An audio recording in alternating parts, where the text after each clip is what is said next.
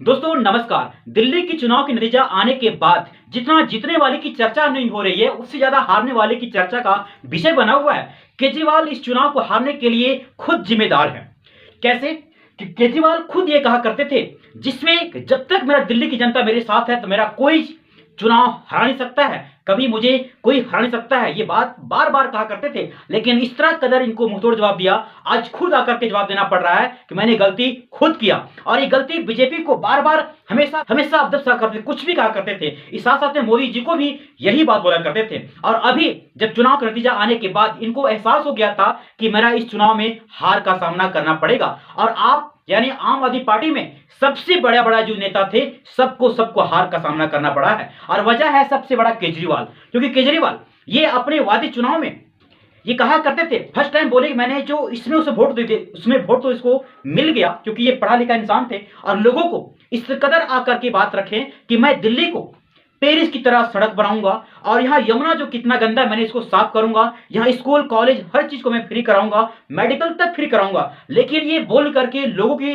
Vote तो ले लिए, लेकिन कोई सुविधा नहीं मिला। और नहीं मिलने की वजह से जनता बार बार ये चाह रहे थे कि कब ऐसा सुविधा मिले, लेकिन नहीं मिला। और ये वहां जब चुनाव आने के बाद कुछ दिन पहले ये काम सब कुछ चालू कर दिए। और सबसे बड़ी बात है ना, दिल्ली भारत की राजधानी होने के नाते गली मोहल्ला हर जगह दारू के ठेके खोल दिए थे, क्योंकि इनको रेवेन्यू कमाना था, क्योंकि इतना रेवेन्यू जनरेट करना था जिससे कारण इनको शीश महल बना था। और इस चुनाव में बीजेपी एक ही मुद्दा पकड़ा, वो चीज था शीश महल। और शीश महल इतना बड़ा खतरनाक मुद्दा बना दिया कि केजरीवाल को हर जगह झुकना पड़ा, क्योंकि जहां गया सभी लोग चर्चा शीश महल की करते थे। क्योंकि जिस समय भारत कोरोना से जूझ रहा था, उस समय केजरीवाल सोने के पलंग में सोचने के लिए अपना ध्यान लगाए थे, अपना सोच रहे थे कि कैसे मैंने अपना बड़ा शीश महल करोड़ों का बनाए। और यही चीज, ये पैसे किसके थे? सारा जनता के टैक्स के पैसे थे। लेकिन इस पैसे को नहीं समझे, आकर के अपना एक माफी मांग लेते हैं ना कि हमने गलती कर दी, मुझसे गलती हो गया, तो आज हार का सामना नहीं करना पड़ता। और आज कुमार विश्वास आके इतना मजे ले रहे हैं, अन्ना हजारे आके मजे ले रहे हैं। इन लोग चाह रहे थे कि कब दिल्ली से आम आदमी पार्टी का सरकार का छुटकारा मिले और बीजेपी आए। और बीजेपी 27 साल के बाद रिपीट हुआ है। जिस समय फर्स्ट टाइम केजरीवाल आने से पहले इतना वादे किए थे, उस समय इनका वादे, इनके बातें सुनकर के दिल्ली वाले ने सोचा हमें कुछ करके दिखाएगा, दिल्ली को चेंज करके, दिल्ली को बदल करके दिखाएगा, लेकिन वैसा कुछ नहीं कर पाया। और यही जिसमें वहां जब फर्स्ट में सरकार में आए थे, काम कुछ दिन बहुत सख्त हुआ था। लेकिन अब की बार जिस तरह झारखंड में मैया योजना सरकार मतलब मैया योजना जाने के बाद सरकार में दोबारा रिपीट हो गया, वैसे ही केजरीवाल चाह रहे थे कि हमने भी महिलाओं की सम्मान की बात करके 2100 रुपया हर एक महीना देने की बात कहा गया था। और लड़कियों को स्कूल जाने के लिए बसें स्टूडेंट को फ्री किया था। इस चीज को ना, इसी चीज को पलटवार तुरंत बीजेपी जवाब दिया था वहां, जिस तरह झारखंड में दिया था। उसने बोला कि मैंने नहीं 2100 रुपया नहीं, मैंने 2500 रुपया दूंगा। इसके साथ ही साथ अगर फेस्टिवल होली हो, दिवाली हो, इस समय महिलाओं के नाम पर एक सिलेंडर 500 रुपया में हम देंगे।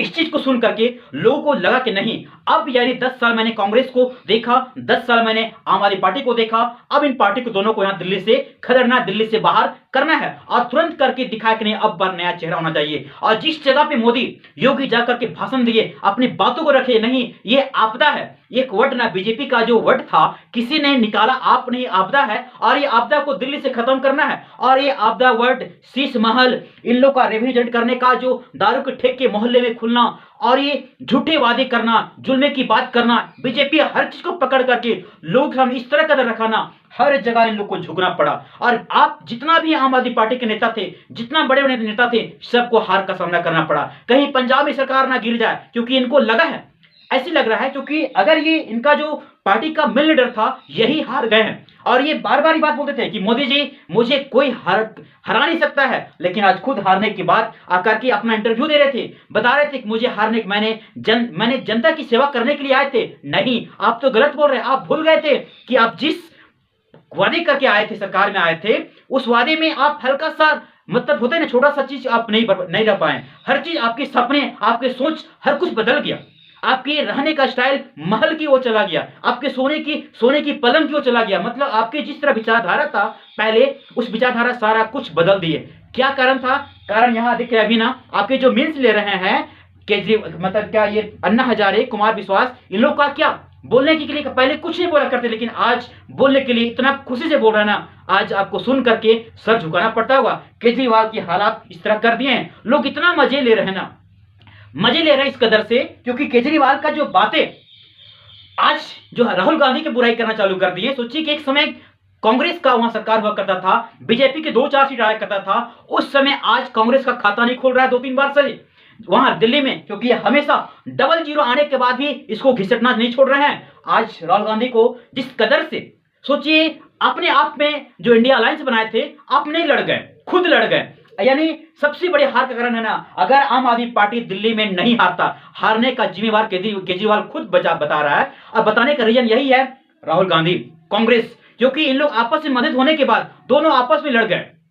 लड़ने के बाद वोट बैंक ऑटोमेटिक बदल गए, और वोट बैंक बदलने के बाद कांग्रेस का जो कुछ वोट था, कुछ वोट मिलता केजरीवाल को, केजरीवाल ऑटोमेटिक बहुत कम वोट से हारे हैं, और ये वोट मिलने के बाद ऑटोमेटिक केजरीवाल जीत जाते हैं। और जीतने के बाद तो माहौल कुछ और हो जाता दिल्ली का देखने के लिए ना। और जब से ये बात कहा करते थे कि जब 3rd बार पीएम बने मोदी जी, उससे बोलते थे कि दूसरा बार तीसरा बार पीएम नहीं बन सकता है, और इसी वजह से बनने के बाद ना इतना चीख चिल्ला करके केजरीवाल बोलते दिल्ली की विधानसभा में, चाहे कहीं खड़ा होकर मीडिया सामने बोलते कि मैंने 3rd टाइम भी मैंने दिल्ली में सरकार बना लिया। और इस चीज को झुकाने के लिए ना जनता और ये कांग्रेस बहुत अच्छा समझ लिया, इनका पॉलिसी को समझ लिया कि कैसे इनको जवाब देना है। क्योंकि कांग्रेस अगर लड़ते दोनों में ना, तो आराम से अपना आम आदमी पार्टी सरकार बना लेते हैं, क्योंकि वहां दिल्ली में 48 बीजेपी का सीट आया है और 22 सीट आप आदमी पार्टी का आया है, कांग्रेस का 0 आ गया है। लेकिन इसी 0 को भी मजे लेना चालू कर दिए हैं, क्योंकि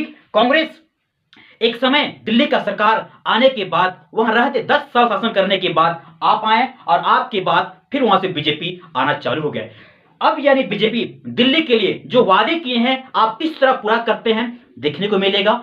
अभी अवध ओझा ये भी आकर के बोले कि मेरा व्यक्तिगत हार है। देखिए अवध ओझा सर, आपने जिस तरह इनको राजा बनने का शौक था कि मैं राजा बनूंगा, और अंतिम जाने के बाद लेकिन राजा आके प्रजा के समान बना दिए इनको। क्योंकि देखिए जिस तरह केजरीवाल के विचारधारा था पहले था और अब बदल गया, इसी विचारधारा को लेकर के अवध ओझा भी लेके चले थे, लेकिन इनको उस तरह सपोर्ट नहीं मिला। इनको राजा बनने का शौक बहुत था, क्योंकि वहां के लोग, कुछ स्टूडेंट लोग ना वीडियो बना करके मीडिया के सामने बता रहे थे कि नहीं, इनका कुछ ऐसा विचारधारा नहीं है की सेवा करने के लिए, लोग ऐसे कर रहे थे, और वही इनको हार का सामना करना पड़ा। लेकिन सबसे बड़ी बात है यहां जिस तरह हारने की ना वजह कुछ और है। अब देखिए सबसे बड़ी बात है कि केजरीवाल मोदी की कॉपी करना चालू कर दिए थे कुछ दिन पहले, क्योंकि मोदी जो बीजेपी है वो हिंदू पार्टी, हिंदू के लिए वोटर कहा जाता है, और ऑटोमेटिक है ही। इस चीज को ना केजरीवाल ये काम करना, मंदिर जाना, उसका फुटेज लेना, वीडियो बनाना, सोशल मीडिया में वायरल करना, हर काम करना चालू कर दिए। क्यों? क्योंकि हमें हिंदूज का वोट मिले, हिंदू का वोट मिले, लेकिन ऐसा नहीं मिला।